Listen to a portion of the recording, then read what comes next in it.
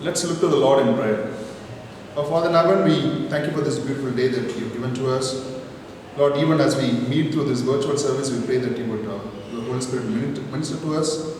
I pray that you would be with us. We ask God in Jesus' precious name. Dear friends and colleagues, it's a great pleasure to meet all of you through this virtual service. Even as we are going through this COVID pandemic and uncertainties, I would like to turn your focus to an incident in Bible in which a man of God was faced with a similar situation of life and death, and how he was rescued from the jaws of death.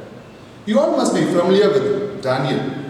He was a high-ranking official in the kingdom of Medes and Persians.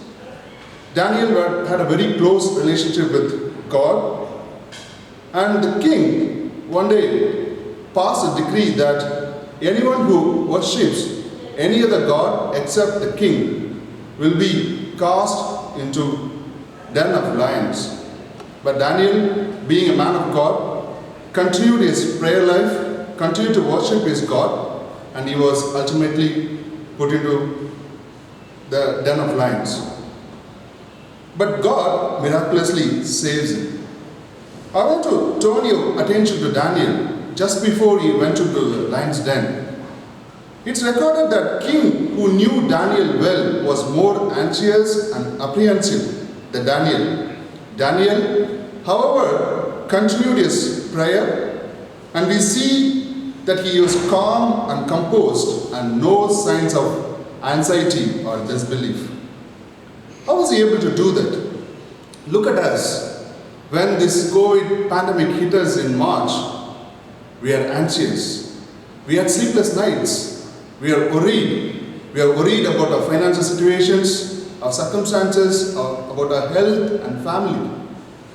We are worried that what will happen to us if we have to be quarantined. Or very often we ask question to God, God, why did you even allow us to go through the situation? But this man is in the jaws of death with hungry lions, no sign of unbelief.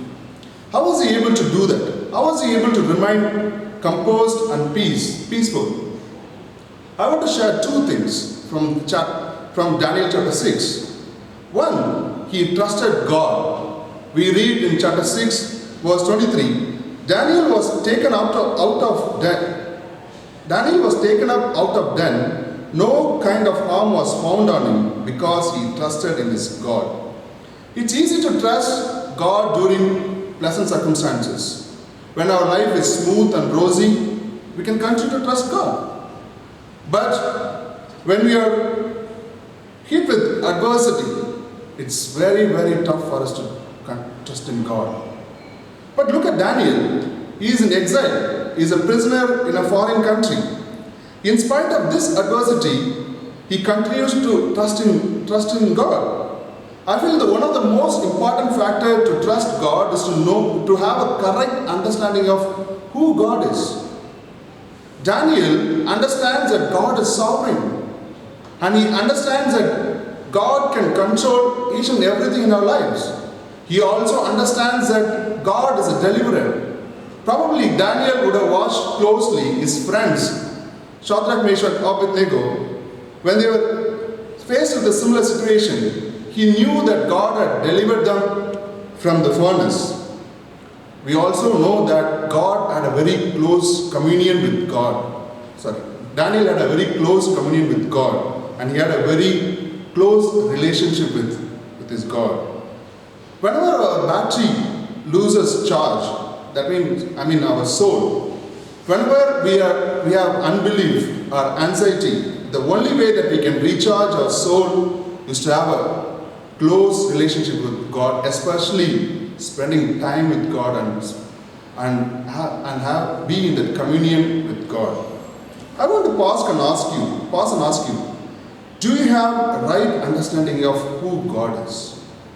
Think about how God has been faithful in your life in the past, the situations that were very tough, that you thought you you may not be even able to manage on your own, but God had delivered you from the situation. Think about that. And whenever you go through tough times, go back to God and spend time in prayers and have a close communion with God. Second point that I want to share with you is, we read that Daniel was blameless. Chapter 6 verse 22 says, "My God sent his angel and shut the lions' mouths, and they have not harmed me, because I was found blameless before him and also before you." Daniel was a righteous man in front of God. He had a great testimony in the midst of strangers who knew nothing about the God of Daniel. Everyone knew about his prayer life. Everyone knew about his commitment. I want to read what the king says. The king says, "May your God whom you serve continually deliver you." That was a kind of testimony that king gave about Daniel. He was not only blameless in front of God, but also with all the responsibility that was entrusted to him. How can we become blameless? How do we obtain this certificate of blamelessness? By doing good works? It's all good, but our Bible says all our righteous acts are like filthy rags. It's only the blood of Jesus Christ that can make us righteous. If you trust the death and resurrection of Jesus and accept him as a Lord and Savior, you are declared righteous or blameless by God. That particular person has a glorious hope that even if he dies, he can be with Jesus and he can have this eternal life, because that person knows that this life is temporary. So dear brothers and sisters, are you blameless and righteous in front of God? Do you trust him by the true understanding of who God is and have a close communion with God?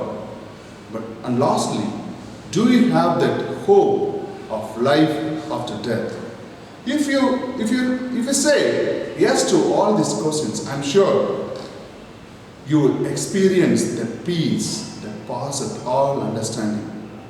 Not just during this COVID pandemic, but anytime when you are hit by the storms in life, you will have that peace that nobody can understand. May God bless you and have a good day. Thank you very much.